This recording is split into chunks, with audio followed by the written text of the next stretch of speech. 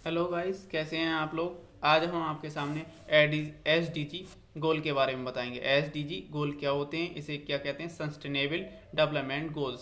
जो टारगेट दिया गया था 2030 का टारगेट दिया गया था, एक वेटलैंड्स कन्वेंशन हुआ था, उसमें इसके बारे में बताया गया था। इसे जो है स्टेबलाइज किया गया है 1 जनवरी 2016 से। ये लागू हो गए हैं, लेकिन 2015 में स्टेबलाइज किया गया था।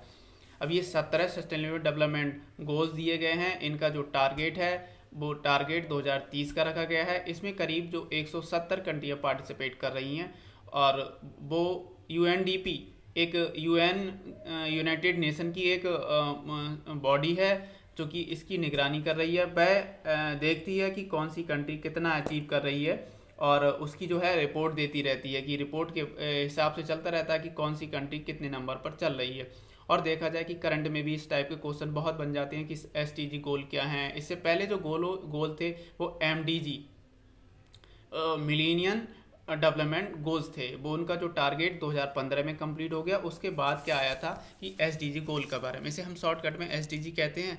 और वैसे देखा जाए सस्टेनेबल डेवलपमेंट गोल्स, इसे हिंदी में सतत विकास या धारणीय विकास भी बोलते हैं। इस टाइप का विकास जो कि हम भविष्य की आवश्यकताओं को पूरा करने के लिए वर्तमान में इसका स्टोर करके रखना जो है, दी हुई है मटेरियल जो हमें दिया हुआ है उसका इस तरीके से हमें यूटिलाइजेशन करना है कि जिससे कि आने वाली पीढ़ी को कोई भी समस्या का सामना नहीं करना पड़े। तो इसके लिए कि हमारी जो है कंट्री में भी इसके लिए वर्क चल रहा है। जैसे कि देखा जाए, जो हमारे यहाँ गुड हेल्थ जो दिया गया है इंडेक्स में, जो लक्ष्य दिया गया है, टारगेट दिया है, नंबर 3 पर दिया गया है। इस पे जो हमारे यहाँ जो वर्क चल रहा है, जैसे अभी हाल ही में देखा जाए कि जो टीबी जो ट्यूबरक्लोसिस जो दिया गया है, उसका जो टारगेट है वर्ल्ड लेवल पे 2030 का रखा गया है, लेकिन हमारी कंट्री में 2025 का इसका टारगेट रखा गया है। इसी तरीके से देखा जाए आगे जो है सस्टेनेबल डेवलपमेंट गोल में जो लक्ष्य नंबर 7 दिया है वो क्लीन एनर्जी रिलेटेड दिया गया है। तो हमारे यहाँ क्लीन एनर्जी रिलेटेड बहुत अच्छे तरीके से जो वर्क चल रहा है। जैसे देखा जाए कि अभी हमारे यहाँ रिन्यूएबल एनर्जी पर भी जो वर्क चल रहा है, उसका जो टारगेट हमारे यहाँ 2022 का था 175 गीगावाट रखा गया था, और उसे अब इंक्रीज कर दिया गया है। 450 गीगावाट का जो टारगेट रखा गया है वो 2025 का रखा गया है। इसी तरीके से जो देखा जाए आगे जो पॉवर्टी हंगर इंडेक्स वगैरह जो दिया गया है, इस तरीके से हमारी जो है किसान के लिए किया गया है कि गरीबों को किस तरीके से, क्योंकि हमारा जो देश है वो कृषि प्रधान देश है, ये हम जानते ही हैं अच्छी तरीके से। तो उसके लिए जो टारगेट रखा गया है, किसान की जो आय जो दुगनी करने का जो टारगेट रखा गया है हमारी जो गवर्नमेंट के द्वारा, वो 2022 का रखा गया है। वो भी इसी आवश्यकताओं को देखते हुए और इसी तरीके से अच्छे तरीके से जो किसानों को किस तरीके से उन्हें अच्छे तरीके से अपनी फसल से उपज जो है लेनी है, और इनकम को दोगुना करने के लिए जो दिए गए हैं टारगेट दिए गए हैं, या जो तरीके बताए गए हैं, उस तरीके से अच्छे तरीके से किस तरीके से हम कर सकते हैं। ऐसी इसी तरीके से कि इसमें जो 17 डेवलपमेंट गोल दिए गए हैं, तो उनका जो है एक्सप्लेनेशन इस प्रकार है कि पहले नंबर पर जो रखा गया है सबसे पहले कि नो पॉवर्टी, दूसरे नंबर पे जीरो हंगर, तीसरे नंबर पे दिया गया है गुड हेल्थ एंड वेलबींग, चौथे नंबर पे क्वालिटी एजुकेशन। अब क्वालिटी एजुकेशन जो दिया जाए, देखा जाए तो हमारे यहाँ एजुकेशन की क्वालिटी को भी जो है इम्प्रूव किया जा रहा है। रैंकिंग दी जाती है कि इंटरनेशनल लेवल पे भी रैंकिंग होती है, इसी तरीके से एक नेशनल लेवल पे भी रैंक निकाली जाती है कि कौन सी यूनिवर्सिटी या कौन सी इंस्टीट्यूट में जो है अच्छा टारगेट चल रहा है और अच्छा रिजल्ट दे रहा है। इसी तरीके से आगे देखा जाए जो गोल नंबर 5 दिया गया है, उसमें जेंडर इक्वलिटी वगैरह दी है कि समानता होनी चाहिए, कि समता का अधिकार, की लिंग विविधता नहीं होनी चाहिए। इस तरीके के जो हैं इसमें टारगेट रखे गए हैं। आगे देखा जाए तो इसमें जो है 6 नंबर पे क्लीन वाटर एंड सैनिटेशन के बारे में बताया गया है। इससे आगे 7 नंबर पर क्लीन एनर्जी के बारे में बताया गया है। 8 नंबर पे देखा जाए तो इसमें दिया गया है कि इकोनॉमिक ग्रोथ किस तरीके से कर सकते हैं, तो उसके बारे में बताया है। 9 नंबर पे इसमें जो बताया गया है तुम्हारा इंडस्ट्री रिलेटेड बताया, इंडस्ट्री इनोवेशन इस तरीके से एंड इंफ्रास्ट्रक्चर वगैरह के बारे में बताया है किस तरीके से अच्छा किया जा सकता है। और नंबर 10 पे जो बताया गया है वो इनइक्वलिटीज़ के बारे में बताया गया है। और 11वें नंबर पे जो बताया गया है वो सस्टेनेबल सिटीज़ के बारे में बताया है। एंड जो 12 नंबर दिया गया है वो रेस्पॉन्सिबल दिया गया है, रेस्पॉन्सिबल कंजप्शन के बारे में बताया गया है एंड प्रोडक्शन के बारे में बताया गया है। और 13 नंबर पर क्लाइमेट एक्शन जो दिया है, क्लाइमेट रिलेटेड दिया गया है, क्लाइमेट इशू बहुत आ रहे हैं आजकल कंट्री में, इसीलिए ये डेवलपमेंट किया गया था कि क्लाइमेट को किस तरीके से क्लीन किया जाए। और 14वें नंबर पर जो रखा गया है वो रखा गया है तुम्हारा below water, life below water, ठीक है। 15वें नंबर पे जो दिया गया है वो लाइफ ऑन लैंड दिया गया है। और जो 16वें नंबर पर हमारा रखा गया है वो पीस रखा गया है, जस्टिस रखा गया है एंड स्ट्रॉन्ग इंस्टीट्यूशंस रखे गए हैं।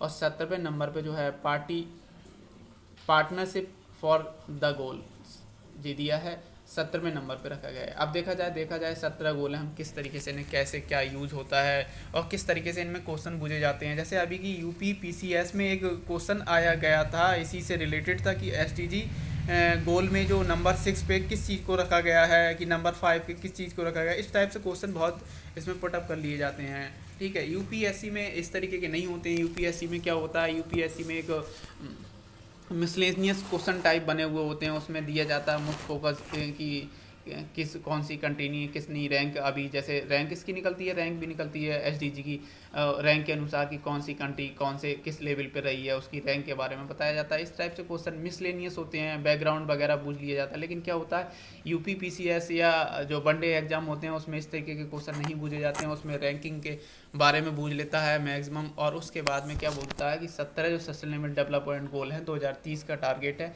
उसमें नंबरों को पूछ लेता है कि नंबर पे पहले नंबर पे दूसरे नंबर पे क्या है। जो 17 जो लक्ष्य रखे गए हैं उन लक्ष्यों को बूझ लेता है। जैसे छठे लक्ष्य को बूझा गया था, यूपी पीसीएस में बूझा गया था कि छठे नंबर पे किसे रखा गया है, तो इसमें दिया गया है छठे नंबर पे क्लीन वाटर एंड सैनिटेशंस के बारे में बताया गया है।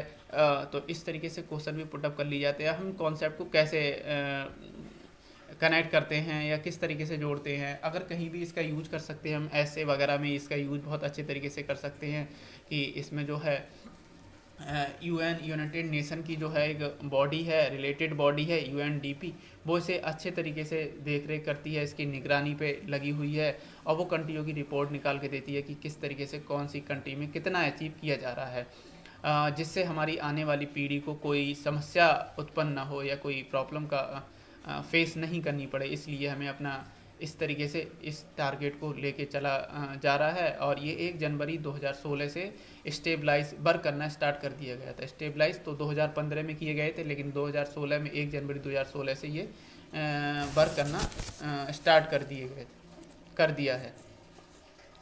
तो इस तरीके से ये बहुत ही इम्पोर्टेंट टॉपिक था, तो इसलिए हमने ये बताया कि इस तरीके से किस तरीके से इसमें क्वेश्चन भी आ सकते हैं और किस तरीके से आगे पूछा जा सकता है। इसमें इम्पोर्टेंट सबसे बड़ी चीज़ ये है कि हम इन 17 डेवलपमेंट गोलों को किस तरीके से याद करें, किस तरीके से इन्हें हम आगे अपने माइंड में मेमोराइज कैसे कर सकते हैं। तो देखा जाए तो सबसे पहले इजी तरीके से ये है कि सबसे पहले हम क्या करेंगे, पॉवर्टी गरीबी को दूर करेंगे।